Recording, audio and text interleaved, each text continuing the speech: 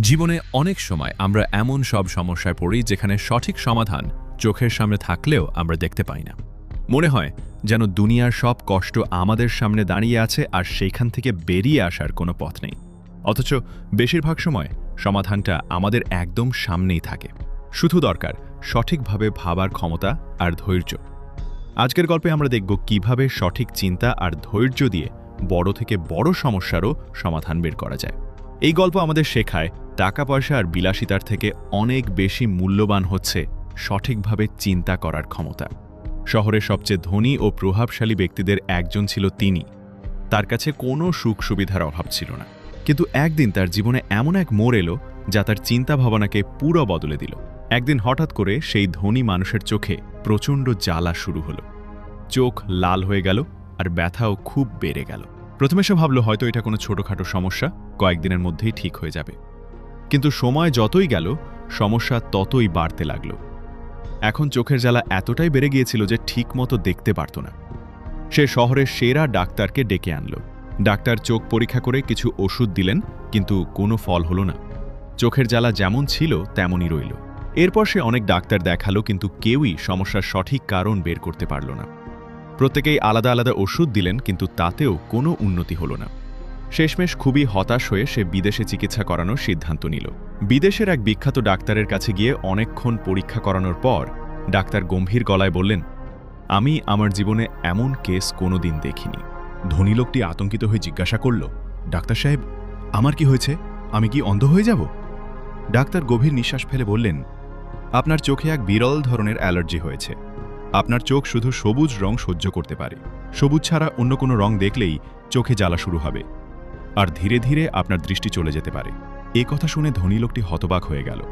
সে প্রশ্ন করল, এর চিকিৎসা কি? কোনো ওষুধ নেই? ডাক্তার বললেন, এই অ্যালার্জির কোনো স্থায়ী চিকিৎসা নেই। আপনাকে চোখ বাঁচাতে হলে সারা জীবন শুধু সবুজ রঙই দেখতে হবে। ধনী লোকটি হতাশ হয়ে দেশে ফিরে এলো।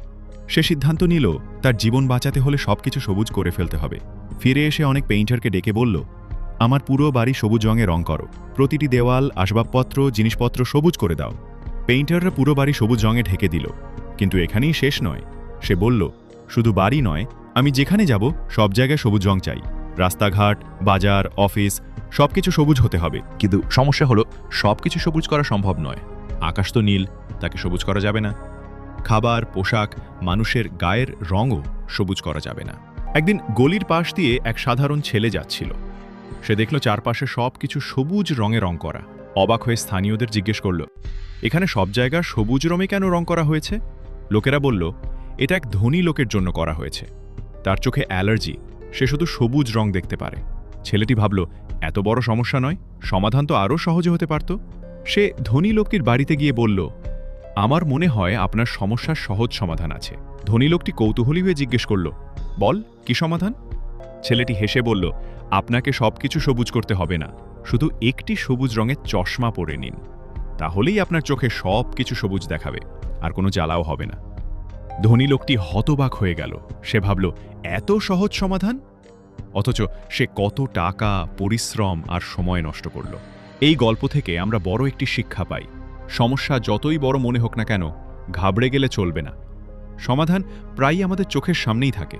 আমাদের শুধু ধৈর্য ধরে সঠিকভাবে ভাবতে হবে। ধনী লোকটির মতো আমরাও প্রায় ভুল করি। হঠাৎ সিদ্ধান্ত নিয়ে ভুল পথে প্রচেষ্টা চালাই।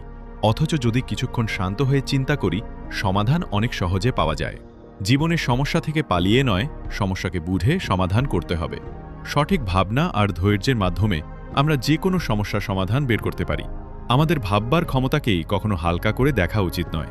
সঠিক চিন্তাধারা আমাদের জীবনকে ভালো দিকে নিয়ে যেতে পারে। তাই জীবনে যখনই কোনো সমস্যা আসে, ভয় না পেয়ে ধৈর্য আর সঠিক ভাবনার মাধ্যমে সমাধান খুঁজে বের করুন।